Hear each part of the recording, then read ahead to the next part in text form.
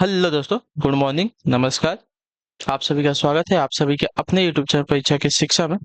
I hope कि आप सभी जो है अच्छे हैं, कुशल मंगल है, स्वस्थ है, अपनी तैयारी जो है बढ़िया तरीके से कर रहे हैं। तो जो बच्चे क्लास में फर्स्ट टाइम है, पहली बार नए हैं, उन सभी को बता दें हमारे यहाँ पे आपकी जो है बीएड एंट्रेंस 2025 की जो आपकी तैयारी साथियों रेगुलर बेसिस पे करवाई जा रही है। तो जिसे भी तैयारी पूरी करनी है, कंप्लीट करनी है, चैनल को सब्सक्राइब करके हमारे साथ जुड़ जाएंगे। उसके बाद जो बेल आइकन दिया गया आप लोग उसको भी ऑन करेंगे। क्लास का समय जीके जिस की क्लास जो है सुबह 10 बजे, रीजनिंग की क्लास जो है दोपहर को 1 बजे, हिंदी की जो क्लासेस शाम को 7 बजे आपको हमारे चैनल पर देखने को मिलते हैं। तो इसी टाइम पे आपको क्लासेस से जुड़ना, अपनी तैयारी को जो है पूरा और कंप्लीट करना है। नीचे डिस्क्रिप्शन में आपको इंस्टाग्राम और टेलीग्राम का लिंक मिलेगा, तो आप लोग हमें इंस्टाग्राम पर फॉलो कर लेंगे और टेलीग्राम चैनल को जाकर ज्वाइन कर लेंगे। टेलीग्राम चैनल पर क्या है, डेली बेसिस क्लास का जो आपको अपडेट हो आपको वो दिया जाता है। बाकी जो एग्जाम के रिलेटेड अपडेट होगा आपको वो जो है टेलीग्राम चैनल के माध्यम से बताया जाएगा। तो आप लोग यहाँ से जुड़ेगा तो आपको कोई भी अपडेट जो है क्लास के रिगार्डिंग क्या होगा मिस नहीं होगा, ठीक है। तो चलिए क्लास से स्टार्ट करते हैं।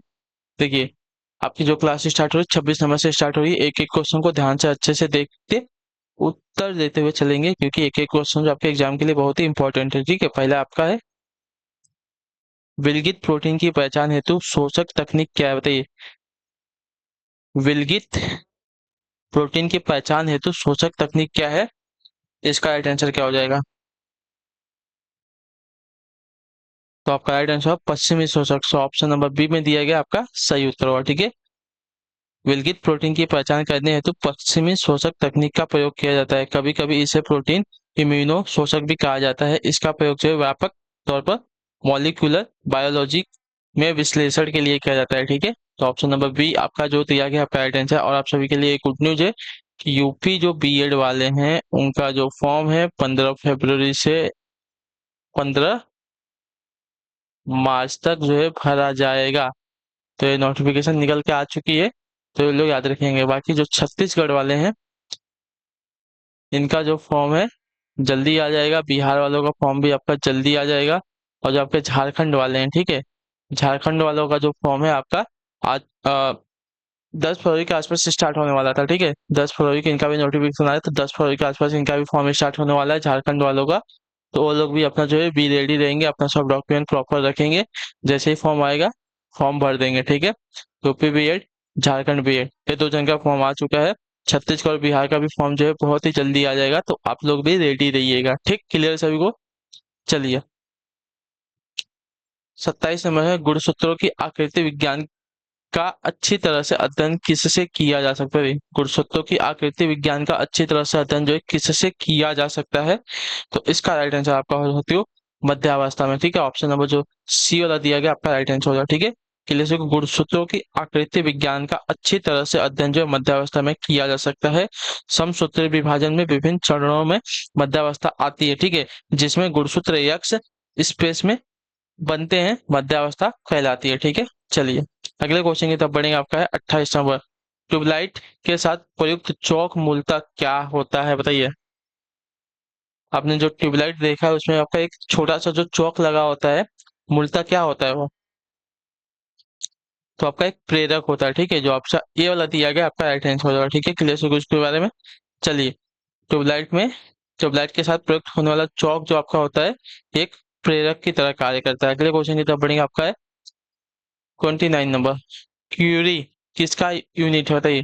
क्यूरी जो है किसकी यूनिट होती है। तो क्यूरी की अगर बात करें तो आपका हो जाएगा साथियों रेडियो धर्मिता की, ठीक है। जो आपका ए वाला ऑप्शन देगा आपका राइट आंसर हो जाएगा, ठीक। क्लियर से क्यूरी जो आपकी रेडियो एक्टिव धार्मिता की इकाई होती है। मैडम क्यूरी ने रेडियो एक्टिव धार्मिता की खोज की थी, ठीक है। चलिए, अगले क्वेश्चन की तरफ बढ़े। आपका 30वां प्रश्न, ठीक है, ध्यान से देखिएगा। अग्निशमन के लिए हम किसका प्रयोग करते हैं, बताइए। अग्निशमन के लिए हम किस गैस का प्रयोग करते हैं। तो इसका सही उत्तर हो जाएगा साथियों कार्बन डाइऑक्साइड का, जो ऑप्शन नंबर सी दिया गया आपका राइट आंसर होगा, ठीक है। क्लियर से अग्निशमन के लिए हम अग्निशामक यंत्रों में जो है कार्बन डाइऑक्साइड गैस का जो है प्रयोग करते हैं। क्लियर, ऑप्शन नंबर सी जो दिया गया है, सही उत्तर है। अगला क्वेश्चन आपका 31वां प्रश्न, ठीक है।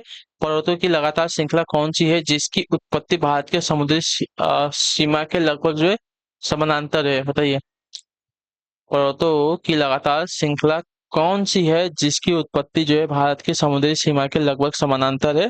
तो इसका राइट आंसर आपका हो जाएगा साथियों पश्चिमी घाट, जो ऑप्शन नंबर डी दिया गया है आपका राइट आंसर हो जाएगा, ठीक है। क्लियर है इसके बारे में। चलिए, पश्चिमी घाट जो पर्वत है गुजरात से लेकर दक्षिण भारत में केरल के मालाबार तट तक विस्तृत है। ठीक है, क्लियर है। चलिए अगले क्वेश्चन की तरफ बढ़ेंगे। आपका है 32 नंबर। थोरियम का सबसे बड़ा भंडारण क्या है, बताइए। थोरियम का सबसे बड़ा भंडारण कहाँ है? तो थोरियम का सबसे बड़ा भंडारण आपका जो है भारत में। ऑप्शन नंबर सी जो दिया गया आपका राइट आंसर हो जाएगा। ठीक, क्लियर हो गया इसके बारे में। मैंने कल इसके बारे में बताया था, थोरियम का जो है पूरे विश्व का 1/4 भाग जो अपने भारत में है। ठीक है, क्लियर हो गया इसके बारे में। भारत के पश्चिमी घाट पर स्थित केरल राज्य में मोनोजाइट रेट में मोनोजॉइट रेट के भंडारण पाए जाते हैं। भारत में मोनोजाइट रेट में ही जो है थोरियम का सबसे बड़ा भंडार पाया जाता है। ठीक है, क्लियर हो गया इसके बारे में। चलिए अगले क्वेश्चन की तरफ बढ़ेंगे। आपका है 33 नंबर। बताने की कोशिश करेंगे राइट आंसर का। निम्नलिखित में से कौन सा देश जो इच्छा मृत्यु को कानूनी बनाने वाला विश्व का प्रथम देश बना है, बताइए। इच्छा मृत्यु को कानूनी बनाने वाला विश्व का पहला देश कौन सा बना है? तो इसका राइट आंसर आपका हो जाएगा साथियों नीदरलैंड। ऑप्शन नंबर बी आपका जो दिया गया आपका राइट आंसर हो जाएगा। ठीक है, यूरोप महाद्वीप का जो देश है नीदरलैंड 1 अप्रैल 2002 को जो है इच्छा मृत्यु को कानूनी बनाने वाला विश्व का प्रथम देश बना है।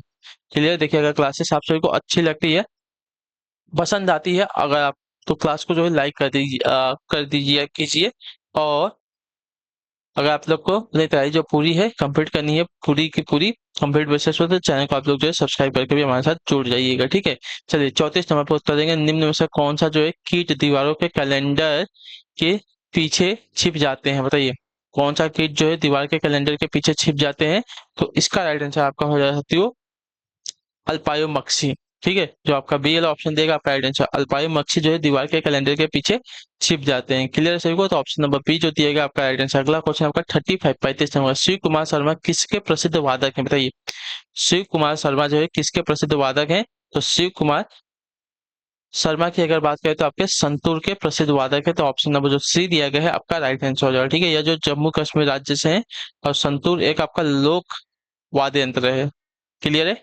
अगले क्वेश्चन की तरफ बढ़ेंगे। आपका 36 नंबर। ठीक है, निम्नलिखित में से ब्लेड रनर के नाम से कौन जाना जाता है, बताइए। ब्लेड रनर के नाम से कौन जाना जाता है? तो इसका राइट आंसर आपका हो जाएगा साथियों ऑस्कर लियोनार्ड कार्ल पिस्टोरियस। ठीक है, इनको जो है ब्लेड रनर के नाम से जाना जाता है। तो ऑप्शन नंबर जो बी दिया गया है आपका राइट आंसर हो जाएगा। ठीक है, क्लियर हो गया इसके बारे में। 1 साल से भी कम उम्र में जो है दोनों पैरों के घुटने के नीचे का भाग जो है काट दिया, और मतलब जाने के बावजूद भी ब्लेड नो पैरों से जो है दौड़ते हैं, इसी कारण इन्हें जो है ब्लेड रनर भी कहा जाता है। ठीक, चलिए अगले क्वेश्चन की तो बढ़ेंगे। 37 में बताने की कोशिश करेंगे। आपका राइट आंसर क्या हो जाएगा? पूछा आपका गृह मंत्रालय द्वारा संचालित FCRA का विस्तृत रूप क्या है, बताइए। गृह मंत्रालय द्वारा संचालित आपका FCRA का जो है पूरा नाम क्या है, विस्तृत रूप क्या है? तो इसका विस्तृत रूप आपका हो जाएगा साथियों foreign contribution regulation act. Option number B जो दिया गया आपका राइट आंसर है। ठीक है, क्लियर सभी को? क्लियर है ये वाली? FCRA का फुल नाम क्या है? तो foreign contribution regulation act. Clear है यहाँ तक? चलिए तो ऑप्शन नंबर बी आपका राइट आंसर हो जाएगा। अगला क्वेश्चन आपका 38 डॉक्टर के पर्चे पर जो है प्रतीक RX समानता क्या दर्शाता है, बताइए। डॉक्टर के जो पर्चे होते हैं उस पर देखिए आपका RX लिखा होता है। अगर वो किसी दवाई का नाम लिख के आपका देखते हैं उनके पर्चे पर देखा आपका RX लिखा होता है। तो इसका जो है क्या प्रतीक होता है? तो इसका प्रतीक होता है लेना। ऑप्शन नंबर जो सी दिएगा आपका राइट आंसर होगा। ठीक है, लैटिन भाषा में RX एक प्रतीक होता है जिसका अंग्रेजी में अर्थ होता है टेक अर्थात लेना। ठीक है, आसान भाषा में कहा जाए तो डॉक्टर जो है आपको इन दवाओं को लेने के लिए बोलते हैं जो पर्ची पर लिखी होती हैं। ठीक है, इसी कारण डॉक्टर अपने प्रिस्क्रिप्शन के ऊपर जो है RX लिखते हैं। ठीक है, चलिए अगले क्वेश्चन की तरफ बढ़ेंगे। 39 नंबर। निम्नलिखित में से कौन सा विकल्प जो है भारत में रबी फसल का उदाहरण नहीं है, बताइए। निम्नलिखित में से कौन सा विकल्प जो है भारत में रबी फसल का उदाहरण नहीं है? तो इसका राइट आंसर आपका हो जाएगा साथियों कोहड़ा। ठीक है, कोहड़ा आपका जो है रबी फसल का उदाहरण नहीं है, क्योंकि ये एक सब्जी है। ठीक है, सरसों गेहूं जौ ये सभी आपके क्या है रबी फसल के उदाहरण है। चलिए अगले क्वेश्चन की तरफ बढ़ेंगे। आपका है 40 नंबर। बताइएगा राइट आंसर क्या हो जाएगा? 1831 में board of revenue Uttar Pradesh की स्थापना कहाँ की गई, बताइए। 1831 में board of revenue Uttar Pradesh की स्थापना जो है कहाँ की गई थी? तो इसका सही उत्तर आपका हो जाएगा साथियों 1 मिनट।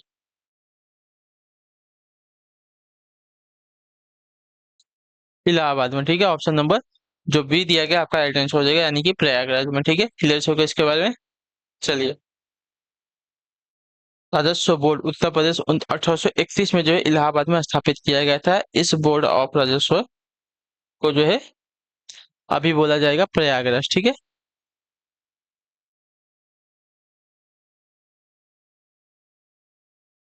अगले क्वेश्चन की तरफ बढ़ेंगे, आपका 4141 में।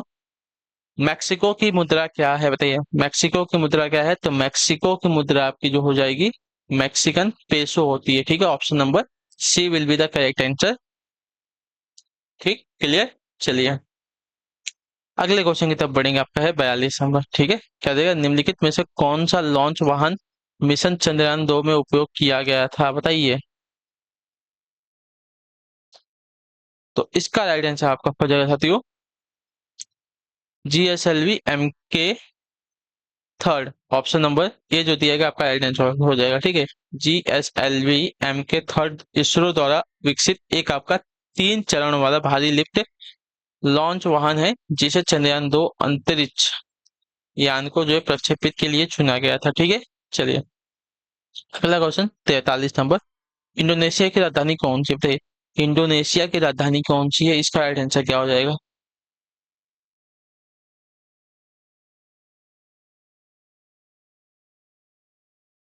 तो आपका राइट आंसर जकार्ता, ठीक है। ऑप्शन नंबर जो डी दिया गया आपका राइट आंसर है। इंडोनेशिया की राजधानी आपकी जकार्ता है। क्लियर है। चलिए, अगले क्वेश्चन की तरफ बढ़ेंगे, 44 नंबर। लखनऊ घराना निम्नलिखित में से किससे संबंधित है? लखनऊ घराना जो है निम्नलिखित में से किससे संबंधित है? तो इसका राइट आंसर आपका हो जाएगा साथियों संगीत और नृत्य से। ऑप्शन नंबर जो ए दिया गया है आपका राइट आंसर हो जाएगा, ठीक है। संगीत घराना जो आपका, सॉरी, लखनऊ घराना जो आपका संगीत और नृत्य से संबंधित है, तो आपका जो दिया गया ये वाला विकल्प आपका राइट आंसर। लखनऊ घराना भारत के प्रसिद्ध शास्त्रीय नृत्य शैली के लिए नृत्य, कथक तथा गायकी से जो है संबंधित घरानों में से एक है, ठीक है। चलिए, अगले क्वेश्चन की तरफ बढ़ेंगे, आपका है 45वां। भारत का वह कौन सा जिला था जहां व्यावसायिक वानिकी के विरुद्ध जो है चिपको आंदोलन शुरू हुआ था, बताइए। भारत का वो कौन सा जिला था जहां व्यावसायिक वानिकी के विरुद्ध जो है चिपको आंदोलन शुरू हुआ था? तो इसका राइट आंसर आपको हो जाएगा साथियों चमोली में, ठीक है। ऑप्शन नंबर जो बी दिया गया आपका राइट आंसर हो जाएगा। चिपको आंदोलन पर्यावरण रक्षा के लिए जो है शुरू किया गया आंदोलन था, या जो है भारत का उत्तराखंड राज्य में किसानों ने वृक्षों की कटाई के विरोधों को जो है रोकने के लिए किया था, ठीक है। और जो है आंदोलन तत्कालीन उत्तर प्रदेश के चमोली जिले में सन 1870 में प्रारंभ हुआ था, ठीक है। चलिए, अगले क्वेश्चन की तरफ बढ़ेंगे, आपका उत्तर देंगे 1970 में प्रारंभ हुआ था, ठीक है। 1870 में नहीं, 1970 में। 46 में उड़ीसा में प्रसिद्ध सूर्य मंदिर का निर्माण करवाने वाला शासक निम्नलिखित राजवंशों में से किससे संबंधित है, बताइए। उड़ीसा में प्रसिद्ध सूर्य मंदिर का निर्माण कराने वाला शासक निम्नलिखित राजवंशों में से किससे संबंधित है? तो आपका राइट आंसर यहाँ पर हो जाती हो गंग राजवंश से। जो ऑप्शन दिया गया है डी वाला आपका राइट आंसर होगा, ठीक है। गंग वंश के राजा नरसिंह देव प्रथम ने अपने वंश का वर्चस्व सिद्ध करने हेतु जो है राजसी घोषणा से जो है कोणार्क मंदिर निर्माण का आदेश दिया, ठीक है। 1200 वास्तुकारों और कारीगरों की सेना ने अपनी सृजनात्मक प्रतिभा और ऊर्जा से परिपूर्ण कला से 12 वर्षों की अथक मेहनत से जो है इसका निर्माण किया था, ठीक। क्लियर है। चलिए, अगले क्वेश्चन की तरफ बढ़ेंगे, आपका है 47 नंबर। निम्नलिखित में से कौन सा रोग जो है बैक्टीरिया के कारण होता है? तो बैक्टीरिया के कारण होने वाला रोग आपका जो है निमोनिया है। ऑप्शन नंबर बी आपका जो दिया गया है आपका राइट आंसर हो जाएगा, ठीक है। इसमें जो है तेज बुखार, खांसी, सांस लेने में दिक्कत जैसे लक्षण सामने आते हैं। अगला क्वेश्चन आपका है 48 नंबर। निम्नलिखित में से कौन सा विकल्प जो राजस्थान में स्थित राष्ट्रीय उद्यान और वन्य जीव अभयारण्य के संबंध में गलत, बताइए। राजस्थान में स्थित राष्ट्रीय उद्यान और वन्य जीव अभयारण्य के संबंध में गलत है, तो आपका राइट आंसर यहाँ पे हो जाते हो सह्याद्री टाइगर रिजर्व। जो ऑप्शन नंबर डी दिया गया है आपका राइट आंसर होगा, ठीक। क्लियर हो गया इसके बारे में। रणथंभौर राष्ट्रीय उद्यान, केलवा देव राष्ट्रीय उद्यान, सरिस्का राष्ट्रीय उद्यान, दर्रा राष्ट्रीय उद्यान आदि राष्ट्रीय उद्यान राजस्थान में स्थित है, जबकि सह्याद्री राष्ट्रीय उद्यान सह्याद्री टाइगर रिजर्व जो है महाराष्ट्र में स्थित है, ठीक है। यह जो है आपका महाराष्ट्र में स्थित है, ठीक। चलिए, अगले क्वेश्चन की तरफ बढ़ेंगे, आपका है 49 नंबर। ढोलू कुनीथा ढोलू कुनीथा भारत के किस राज्य का लोक नृत्य है?